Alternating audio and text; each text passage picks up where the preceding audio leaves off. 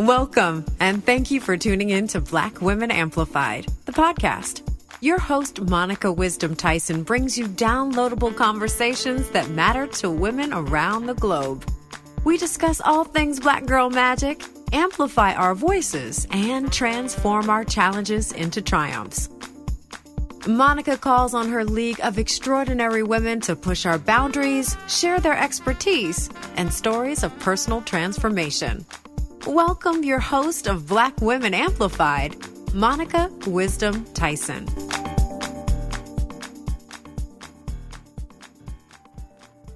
Hello, Black Women Amplified family. This is your girl, Monica Wisdom, and I am so excited that you're here with us today. I hope that wherever you are having an amazing day. Today, we're having a special conversation with a woman I can't wait for you to meet. But before we get to her introduction, I want to remind you to visit blackwomenamplified.com, which is, our internet home. And that's where you can connect to us on our email list, as well as subscribe to us on YouTube, check out our blog, and visit our power partners. Thank you for your reviews, your likes, and your comments. It means the world to me that you're listening from wherever you are across the world. Today's guest is very special, and I'm so excited to introduce you to her. Rhonda Ross is a global thought leader, actor, singer, and songwriter. She connects her music to the hearts of humanity, reminding us of our innate power. Though she is the daughter of music royalty, she fully understands the inner strength required to chart her own path.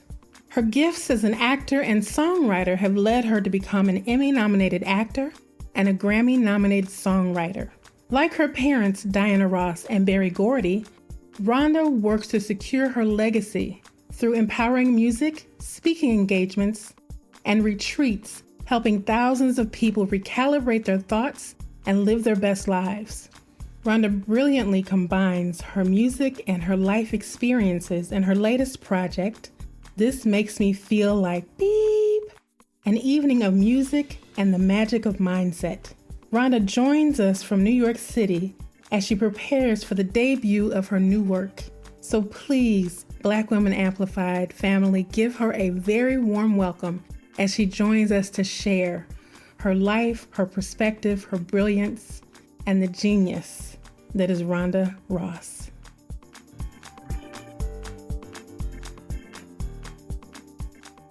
Rhonda, thank you for joining the Black Women Amplified podcast. I am so excited to have you on the show. It is a true honor to have one of America's princesses with us.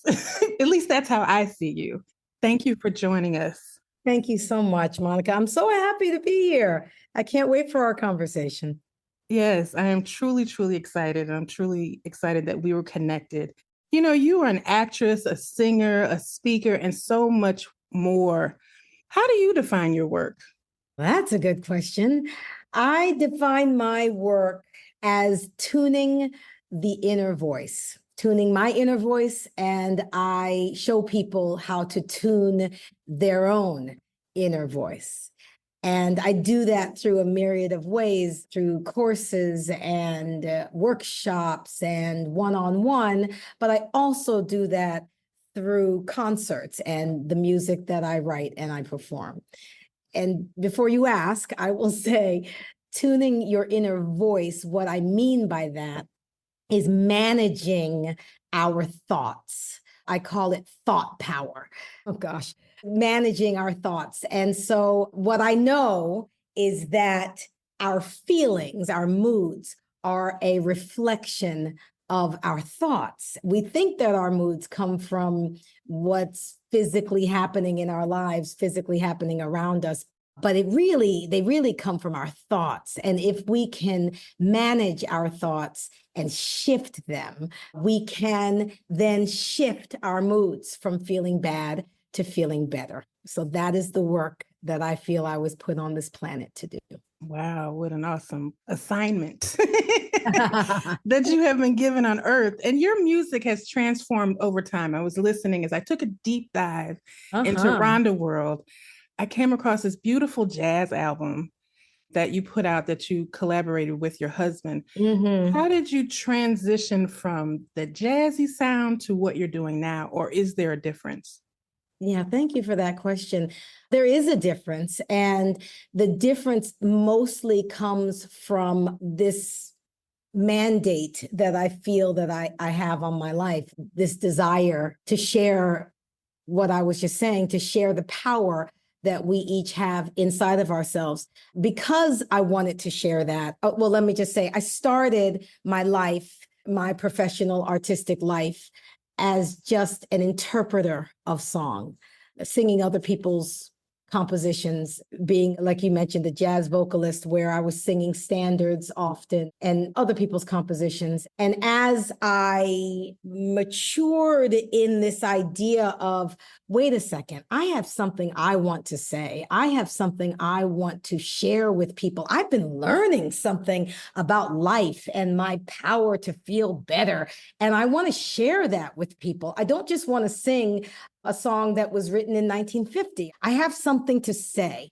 And I was fortunate enough to meet my husband, Rodney Kendrick, who you referenced, and he was the musical director for an incredible poet activist named Abby Lincoln. Oh my And goodness, yes. yeah, and both of them said to me, you have something to say and you can write your songs and say what you need to say. So on that record that you're referring to, those are actually my originals. But around that time, I was singing a lot of standards and moving into the space of original songs. And those original songs were referencing my power, my power, my power. And you in the audience, your power, your power, your power. Abby Lincoln said to me once, a song is like a prayer. It comes from the deepest part of you, and you repeat it, repeat it, repeat it over and over again. And you want to make sure, like any mantra, you want to make sure that you are saying what you want in your life. And we have so many heroes, musical heroes like Billie Holiday, Bessie Smith, who would sing about things that they didn't want in their life, right? You know, my man don't love me, treat me oh so mean, right? And so Abby said that she refused to sing those lyrics. And I learned that from her in those years, in those formative years. I said, gosh, I want to write about my power.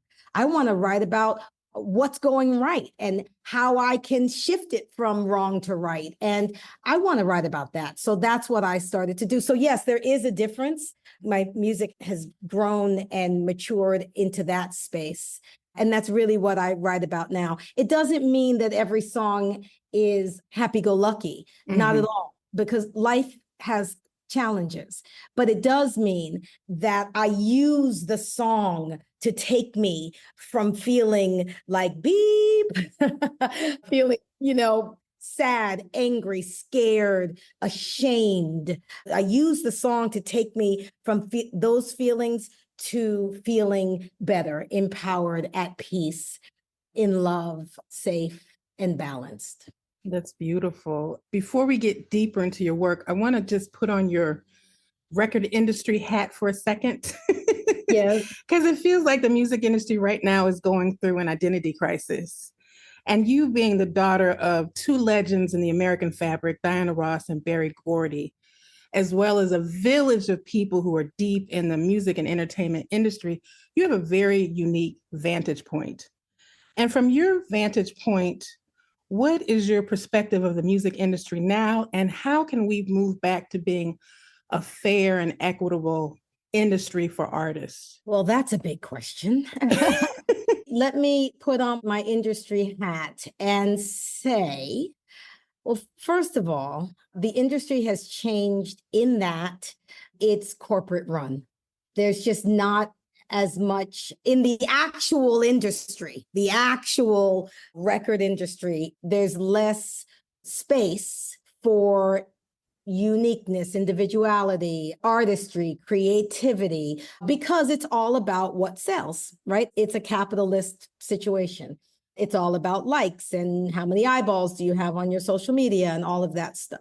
That said, at the same time, because of the increase and the revolution of and the equalization of tech, there's so many things that an artist, if you are an artist, if you want to pursue artistry and creativity, that you can do on your own without the need of the industry. You don't need a big recording studio. You don't need distribution the way that you did 20, 30 years ago. So a lot of things can be put in the artist's hands. I'm an independent artist. I produce not only do I write all of my music, but I produce my records. I own my copyright. I own my publishing. I make what I want to make. I have no boss. I have no one who tells me you got to sing that song or you don't sing that song or don't mention that on the stage or any of those kinds of things. I get to do it myself. Now, does that mean that I am at the Billboard Awards right now? Okay, so I might not have the same publicity quite or the same engine machine behind me, but I have the ability to do what I want to do. So in many ways, we've lost some of that, oh gosh, uniqueness and creativity and that, but in other ways, we have gained it. So part of what I do in my life is I'm always looking for what is working for me. It is so easy to look around and we can all look at the same facts and one person can talk about why it is a problem. And I try to look at those same facts and say, okay, but what about this is working for me? What about this is actually empowering to me? And again, it has everything to do with our thoughts. I can think about the industry in one way or think about the industry in another way. So I choose to focus on the ways in which I am free and independent and the ways in which tech has allowed things to become more accessible to me and equitable in that way. Amazing. What advice do you have for young people coming into this music game? Because you got to see when we were the 80s and the 90s when music was just fun and alive. Are you calling me old? No, seasoned and wise. Yeah. But just like you, music was fun and it was not about being popular. It was about people putting their art out. Yeah. And there are young artists who want to enter the game, but it's a popularity contest, like you said. So for those artists out there who are true to themselves, what advice do you have for them as they navigate through this industry? Yeah, my advice is to remain true to yourself. Know that you have something to offer the world. It is uniquely yours, and stay true to that. And manage your thoughts around that. You don't, just because people tell you or the world tells you that you have to be one way or the other, that you don't have to believe that. You don't have to follow that. I'm so glad you brought this up because that has been my journey in so many ways, not just as an artist, as a human, in so many ways, all of my life, because of the parents I was born to. I have these larger than life parents, as you mentioned, with incredible amounts of light coming off of them. Iconic, legendary, just incredible people, as well as incredible brands, let's call them. And because of that, people / the world has told me from a very little girl, you have to be this, or you have to be that, or you can't be this, or you can't be that, or nothing you have will ever compare to what they have. Nothing you do will ever compare to what they've done. And so you should be content with just dissolving into their light and living in their shadow. So for my whole life, I have fought that. And what gave me the muscle to fight that is that despite how huge their careers and their accomplishments are, my parents, they taught me and the rest of their children that I didn't have to believe that. I didn't have to buy it. I did not have to go in a corner and be content just being the daughter of and not following my own dreams, my own passions, my own skills and talents and all of that. I didn't have to do that. I had something, as each of us humans do, that I was brought to this planet to do and to offer and to share. And I needed to be true to that. I needed to trust that.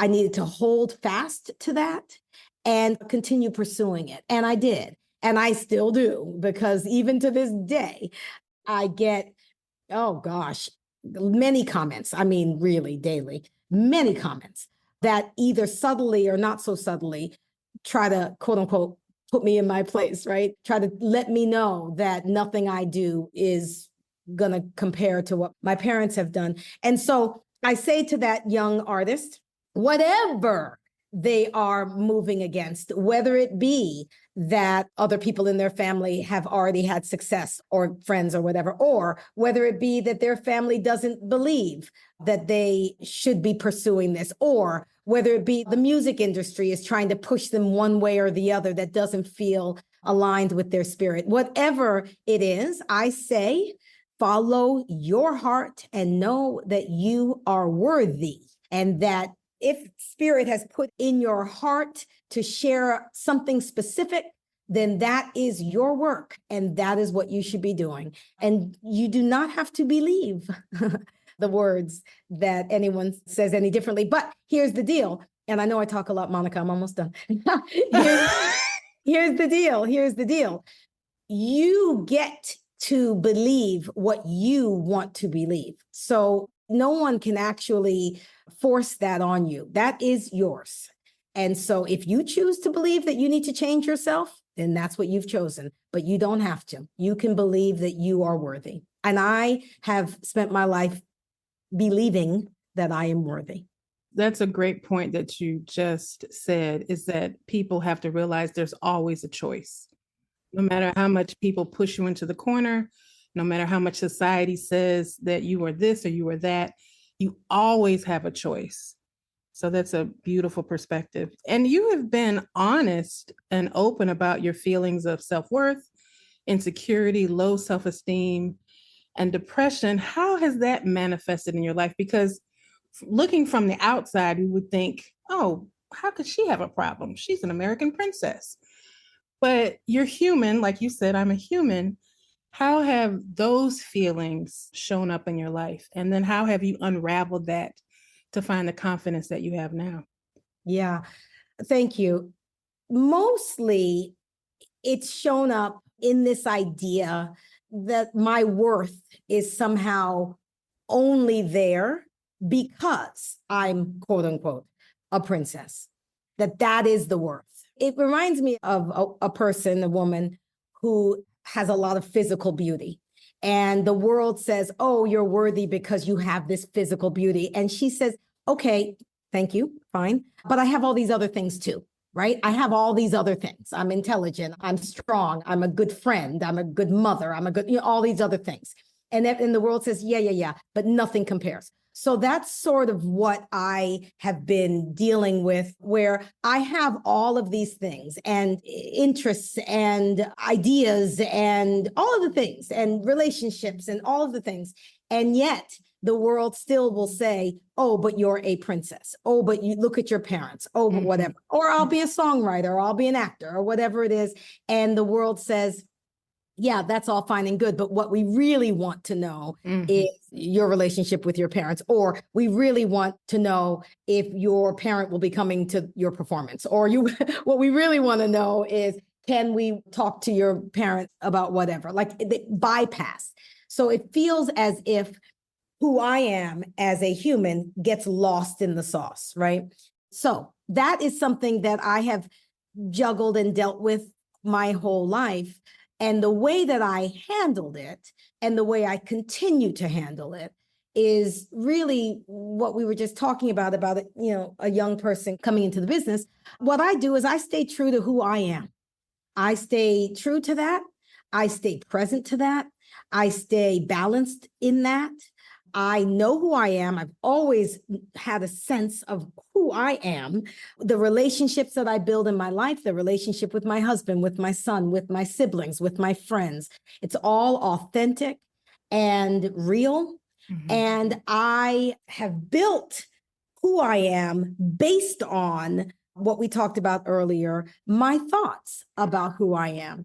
And so what happened was, about 20 years ago, I was dealing with, I'm using the term feeling like beep, because I have a show coming up with that title, but we'll talk about that in a moment. But I was feeling bad for many reasons, all of which felt out of my control, all of which felt like the world was doing them to me, all of which made me feel like helpless and like I had no ability to change anything. And I started reading about the power of thought and how we think that it's these outside forces that are making us feel a certain way, making us feel bad, unworthy, depressed, whatever it is.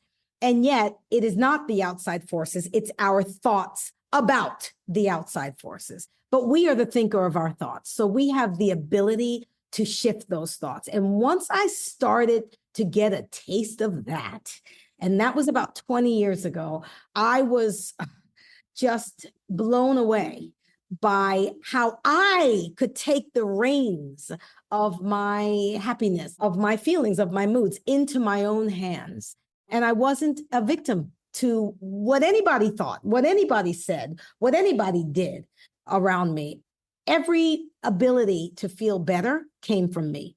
So over the last 20 years, I have continued to cobble together processes and routines and ways, methods that can take me from feeling bad to feeling better, no matter what is going on in my life. And like I said, I have a way to handle it now, but the outside world hasn't changed. That has not changed. No, ma'am. What has changed is my inner voice. That's what's changed. Yes, life is always lifing. It's Life how we is always respond life. to life is where we have our power. And one word that is missing from all of the material I was sent is thought leader. So could you add that in? Could you have those people added in? I appreciate that. Okay. We'll add it in. And your work is beautiful. I put you in the mind of Angelica Jo, Diane Reeves. Thank you. Miriam Makeba. Thank you. Nina Simone, the women who took their art to uplift people. Yes. And to let the world see what it is, a mirror to the world. Thank you. And I think that is a beautiful perspective to have when you're putting out your music, because you're doing it from your soul. You're doing it from a place of not only wanting to help other people, but healing yourself. So how has your music, because I often believe that people teach what they need. Yes. How has your music healed you? Yes, I believe people teach what they need to learn. And in my case, I write songs about what I need to hear. And yes, my songs, I have one song, Ain't Nobody's Business. It's called Ain't Nobody's Job to Make You Happy. Ain't nobody's job to see you through. Ain't nobody born to give you sunshine that lights inside of you. Ain't nobody gonna seek your freedom. Your heart will lead you through. You're the one to choose how you're feeling. Ain't nobody's business if you do. And I wrote that song and specifically those lyrics on a day that I was having a self-pity party. I was upset and specifically about the industry, speaking of the industry, and feeling invisibilized by the industry and not feeling like I was being seen for the work that I'm trying to put out there. And I'm feeling all that stuff. Mm-hmm. And I heard in my spirit, ain't nobody's job to make you happy, Rhonda Ross. I had that conversation too. I bet. So yeah, you better go figure out how to do it, because ain't nobody out here trying to do that for you, right? And so yeah, I write the songs that remind me, as I mentioned, remind me of my power and remind me of my value and of my worth. And when I share those songs, whether they be recorded or live in a performance, the hope is that the audience will find their own power, their own value in the midst. So yeah, that's what I do. That's it. You're 100% right. I write to cool me out. Yeah. Now, a lot of your work is about the internal dialogue. Talk to us about that conversation within our head and how it shapes the decisions we make in life. I believe it's everything. I call it the inner voice, and I talk about tuning the inner voice. That's, self-talk, what we say to ourselves on the regular, whether we are even conscious of what we are saying to ourselves, it is everything. It is the difference between, it is the difference between depression and feeling good. It's the difference between walking around furious. It's the difference between being terrorized within yourself and frightened and ashamed and all of the things. And when I do my workshops as well as my concerts, my concerts are very interactive, where we talk about what are the things that make us all feel like beep, both myself and the audience. But in my workshops specifically, we get to the bottom of what the thoughts are. What are the thoughts? And so often we are not even aware that we're thinking these self-sabotaging thoughts, this negative self-talk. We don't even realize how often we do it. Mm-hmm. But I will tell you this, just like if you look into a mirror and you smile, you'll see a reflection that's smiling. If you look into a mirror and you frown, you'll see a reflection that's frowning. Our feelings are a reflection of our thoughts. And it's as simple as that. It is so much more simple than we give it credit for. And we don't have to go out and beat up our neighbor or our spouse or our kid and say, act right so I can feel better. Mm-hmm. We can change our thoughts, shift our thoughts, and our feelings will reflect those thoughts and we can feel better. And again, I call that tuning our inner voice. But yes, that is the work. To me, that is all of the work. And it's what I teach in my workshops, and it's what I do on the stage with the audience. So people come into my show and they leave feeling better, not because they heard a pretty song, but because they see the process and they can do the process for themselves. So it's like a musical workshop. That's beautiful. Speaking of the workshop that you have created, the musical workshop that you have created, this makes me feel like beep, an evening of music and magic and the magic of mindset. That's right. Say that again because I want people to. Oh, no, you said it great. This makes me feel like beep, an evening of music and the magic of mindset. And we are going to be talking about it all. What makes me feel like beep? What makes you feel like beep? And how we each have the power inside of us to shift it and to go from feeling bad to feeling better. And so, yes, it's a powerful night. I'm very excited for it. This particular iteration is brand new, and I'm debuting it in June. I'm debuting it in New York at a venue called Chelsea Table and Stage in Manhattan. There are 3 shows there. And then we have 1 show in Philadelphia at the City Winery in Philadelphia. But there will be many other shows put on the tour and as a part of this series.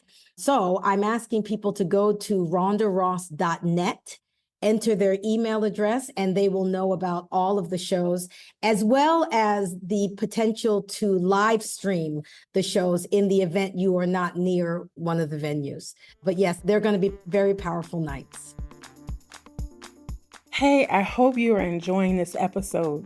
I just wanted to have a quick little chat with you about something that I feel is very important. Even though I'm no longer a hairstylist, I still get calls from my clients asking me questions about their hair. And I'm going to tell you exactly what I tell them. There are 3 key components to great, healthy hair. Number 1 is sleep. Sleep allows your body to recalibrate and rejuvenate. Number 2 is water. Water is nature's hydration. A huge component of dry, brittle hair and itchy scalp is dehydration. And number 3 is nutrition. Nutrition is what feeds your hair as well as your nails. But let's stick to hair for today. As a former hairstylist, as I said, I recommended to all of my clients one product, and that is Vital Body. Vital Body is great nutrition that helps to feed your body so that you grow great hair. It is a potent shot of plant nutrition from Whole Foods, and it comes in a capsule or a powder form. Powder is my favorite. Personally, I have used Vital Body for over 20 years. And for me, With this Gen X brain, I needed something that would help me focus, sleep better, and feel better. Now, because I'm a part of the Vital Body family, you are too. And they have agreed to give you all 20% off of every order. That's fantastic. If you use the link www.blackwomenamplified.com/vitalbody, it'll take you directly where you need to go to get your 20% off. Now, why do I love Vital Body?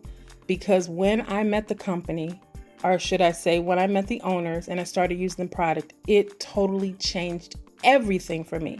And here is where I noticed the biggest change was cold and flu season during the holidays.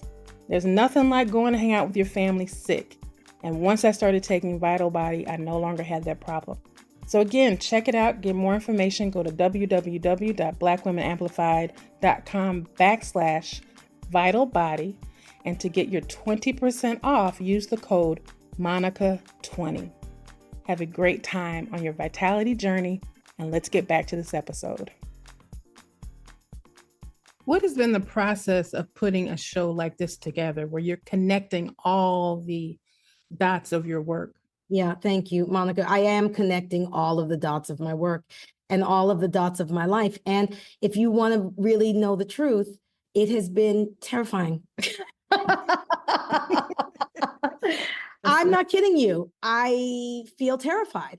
And one of the reasons is because of how we started this show. This idea of people seeing me as a princess with no problems, no reason to ever feel like beep, no challenges, no whatever. The truth is, it's not that I live without those problems. I don't tend to share my process from feeling bad to feeling better. I do the process. I've always had to do the process. I mean, shoot, daily. Like this is not... It's not a past thing. This is something I do every day, but I don't tend to share it. I tend to retreat, go do my work, feel better, and then come back on Instagram, Facebook, whatever it is. And so this is new. This show will be lifting the veil off of my process and the things that have put me in a position to need the process. And it feels very vulnerable, to be completely honest with you. But I believe as an artist, it's important to go into those spaces and be transparent, not just as an artist, as a human, to be transparent and to say, look, this is what I'm challenged by, because probably you were challenged by something similar. And if we can learn from each other and share this journey and walk with each other through it, I think it's really powerful. So working on this has been something, but I'm sure there's been lots of tears and lots of laughter. Even how we got to the title, I was talking to my director of operations, Mel. I was talking with her because she is witness now to the myriad of emails, et cetera, that I get that pretty much say, we're not interested in you, but can we get to your sister? Can we get to your brother? Can we get to your mother? Can we get to, all of that?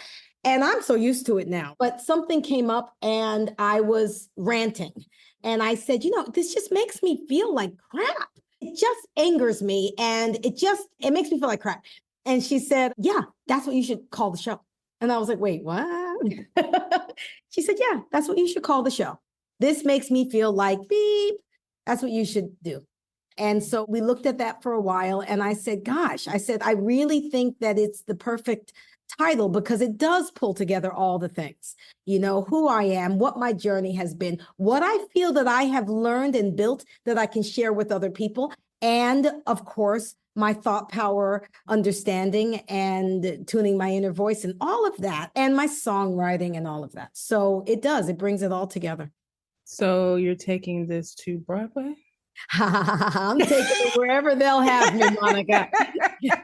I travel the world. I've been traveling the world, performing and everything for years. But again, not this show, not quite as vulnerable or as transparent as this show. And I'm really looking forward to taking this show wherever they will have me, honestly.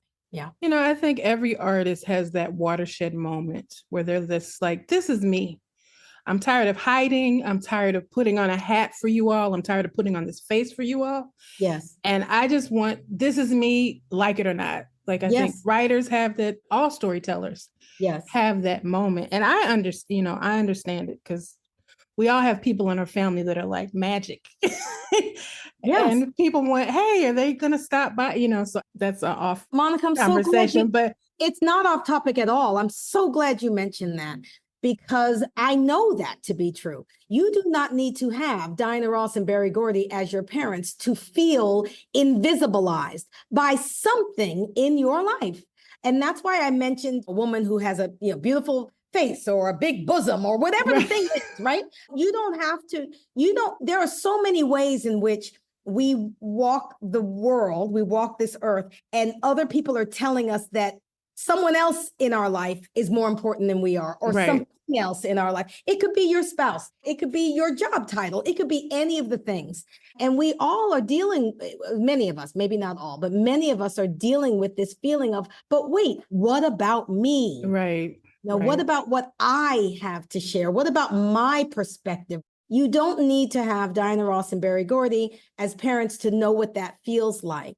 But in my case, because that is my situation is so obvious, I think my story of how I transcended that is important to share. And yes, that is exactly what I'm sharing because yes, so many of us in so many ways.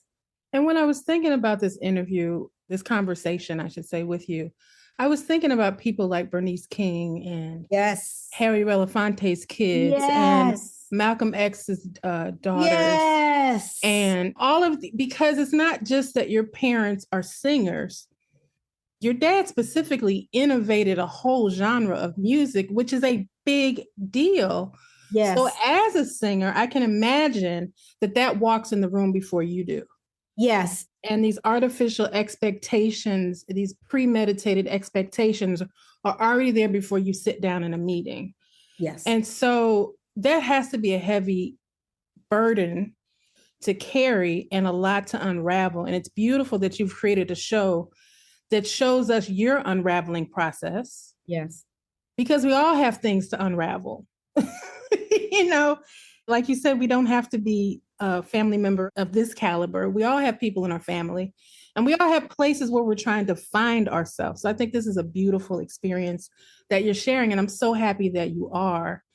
And I don't know if this is the time period in our lives as Gen X kids where everybody's shedding all that other stuff. Yeah. But I just want to say thank you for doing that. And here's the thing. What is the core element that you're bringing to that stage in New York? Before I even answer that, I'm almost in tears. I really appreciate you echoing that back to me, Monica. I really do. Thank you for hearing that. Everything you just said, I really appreciate. And the only thing I wanted to add to it, like the children of the people that you mentioned, some of whom I know, we adore our parents. Of course, yes. And we bow to what they built and what they did and how they lived. And we believe that we too have something to share. And I think that people either expect that I will either dissolve into their light, my parents' light, or fight against it somehow, right? Write the mommy dearest memoir, right? And burn it all down. And that's not my experience. I have incredible parents on every level, and I adore them and I respect them. And I love what they did. So it's this third choice between the two, right? I have no intention of burning it down. There's nothing to burn down, in my opinion. They did everything right. And on the other level, I also don't want to dissolve into it. I'm choosing a third choice, which is to revere it and respect it and revere and respect myself and what I feel I have to say. So I just so appreciate what you said. In answer to your question, what I'm bringing to that stage is the honesty, the transparency of what my challenges have been, and the sharing of how I, as you mentioned, unravel and use my thought power to uplift and feel better, no matter what the challenges are. And as I mentioned earlier, the challenges have not gone away, but they don't need to go away for me to feel better. And that's really my belief. The challenges don't need to go away for you to feel better. We have power inside of us through the management of our thoughts and the tuning of our inner voice. So that's really where I stand. You're like, and that's where I'm standing. And that's with your hands on your hip and that's right. rolling your neck. You Feel it. I can feel it. You have traveled the world on your own and with your family. What have been some of those moments that have just taken your breath away? Those magical moments that you're just like, wow, I can't believe I'm here. Gosh, so many that my mind is being flooded right now. But what I will speak to is that recently, the last several years, and as recently as 10 days ago, I tour with my mother. And though, I'm gonna make me cry. Those moments on the stage with her, we sing a duet that I wrote for her most recent record. It's called Count on Me. Mm-hmm. On her record, she sings it alone, but on stage, we sing it together. And that moment of being able to share the stage with her, but really share the lyrics of this song with her, which is about lean on me, rely on me, I'm here for you. I'm singing it to her and she's singing it to me. And it's such a special moment. And so that takes my breath away every time. And I'm very thankful to have these moments with her. You know, that is definitely something, as you know, as we get older, if we are blessed to still have our parents, that we don't take these moments for granted, this time. So yeah, that's how I'll answer your question, that the time I have with her, the time that we travel together and are in the hotel together and all of those things, but those moments on the stage with her, eye to eye, artist to artist, mother to daughter, and daughter to mother, has been really special. I know it is. I know it is. You're going to have, I'm over here verklempt. Yeah. My mom passed at 13. So I'm like, God, how amazing is that? Yeah. How amazing. Oh, let me pull myself together. No, it's not. That's beautiful. It's just beautiful because despite that you're on the stage, you're able to have that intimate experience with each other that you will take for the rest of your life. And you know, I write a lot of my songs are about the connection between people, that love connection between people that transcends our bodies and transcends what we know of as life and all of that. And I write about that too a lot. And even a song like this, it's really about the love between the people, even if one of them is no longer physically with us, right? That idea. I write a lot about that because I truly believe that energy of love, that energy of spirit never dies, never goes anywhere. It does not. No. It transmutes, but it is always there. 100%. 100%. It is always there. And we can always have a conversation, whether they're with us or not. Yes. Now, in your work, you have collaborated with your husband, and you have, like you just talked about, you collaborate with your mother. Are there any other artists out there that are in the lane that you're creating that you would love to collaborate with? Ooh, that's a question.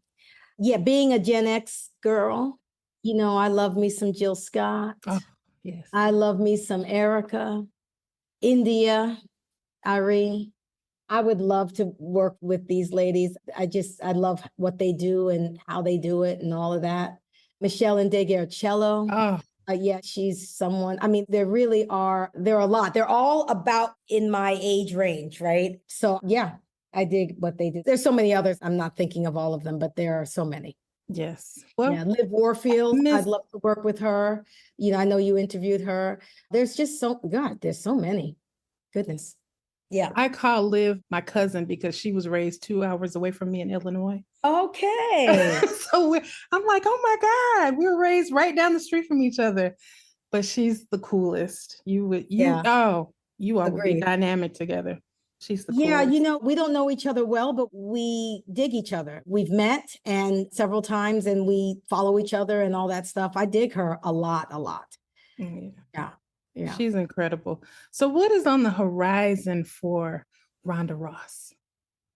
Well, more of what we just talked about, this merging of, I've had the music and the songwriting, and then I've had the thought power stuff and this merging of them. I believe that there is a space. It's almost like a new genre of music, believers go to gospel and you go to jazz for this thing, you go to country and Western for that. Like when you're ready to recognize your own power, you go to this genre of music, right? I don't know what the name of it, self-empowerment music, or it's something. I don't know what the name of it is. But this idea of merging it is what I'm wanting to continue to do. So it starts in June in New York and in Philly. I have performances coming up in London, the UK, and then Europe. And all of that can be found through rhondaross.net. So anyone who wants to know where I'm going to be, all of that's on rhondaross.net. You just have to enter your email address. But the first thing that has to happen for any of this to happen is for people to take what I call the crucial first step. And what the crucial first step is recognizing that there is a space between what happens to us and how we feel about what happens to us. And in that space, live our thoughts about what happens to us, or our inner voice. And everything I do, workshops, music, everything I do, live in that space about talking about the power of our thoughts. And so when people are ready to take that first crucial step, they can find me on rhondaross.net. And yes, that's what I hope to be doing. That's the work right now. That is beautiful. And this world that we're living in right now, we all need a little special sparkle back in our lives. So I appreciate that you're stepping into that, or continuing that journey with your work. And it's a beautiful thing. Before we get out of here, besides plugging into your website, is there other social media that people can find you in or find your work? Yes, I'm on Instagram, I'm on Facebook, I'm on YouTube, I'm on X, I'm on all the things. And they can find me at The Rhonda Ross, TheRhondaRoss on all those platforms, TikTok, all the things. All the things. All the things. And so, yeah, they can find me there. But the best way, because I share different things on the different platforms, but the best way to really know what I'm up to, especially performances, especially workshops and courses and all of that, is through rhondaross.net. And specifically, I have, like I've been saying, it's called the crucial first step, right? So I have that course on there. It's a mini course on there, but then you become, if you access that course, you become eligible for meetups with my community and pop-ups and talks on Zoom and all of that. My community, we're very active with all of that stuff. So rhondaross.net is still the best way. But yes, I'm on all the platforms. Okay, that's amazing. I don't know how you navigate all of this. I really don't. You have a huge ecosystem yourself. And I love that you say you have a community that you're working with, because I think that the wave of all the business futures through community. Yes. The way of all of our healing for me personally, has been through community. Yes. And so I'm happy to see that you have that already in place. Yes. Now, final question. What is your Black girl magic superpower? My Black girl magic superpower is that I can take myself from feeling bad to feeling better by virtue of by virtue of tuning my own inner voice. I don't need you to do nothing. How about that? Amazing. Amazing. You've had that Neo moment where you can stop the bullets yourself. That's right. I don't need you to do nothing. I'm going to be all right. This conversation has been a treasure, and I am so blessed and grateful that you said yes. Oh, And I'm so glad to have been asked. And like I said this off air, but I love your podcast. I love everything you're sharing. I love the people you're talking with. It has empowered me. It has taught me. And so I really, really appreciate the work that you're doing. Well, I am so happy now that you're a Black Women Amplified alumni. You have Yes. joined the tribe. Yes. And this is your new home. And I definitely want you to come back so we can get deeper into the inner dialogue work that you do. Thank you. Yes, I would love to. Because I think it's so important. But just thank you so much to you and your team. It was a beautiful experience working with them, and it's been a beautiful experience talking to you. So I'm forever grateful. Oh, so thank you. Thank you so much. And thank everybody who's listening in Black Women Amplified world. Make sure that you check the show notes and go to blackwomenamplified.com to get more information about the Rhonda Ross. Thanks for joining us. We'll see you next time. Thank you for listening to Black Women Amplified. We hope you enjoyed the show. Be sure to subscribe and log on to blackwomenamplified.com for more information. Keep shining.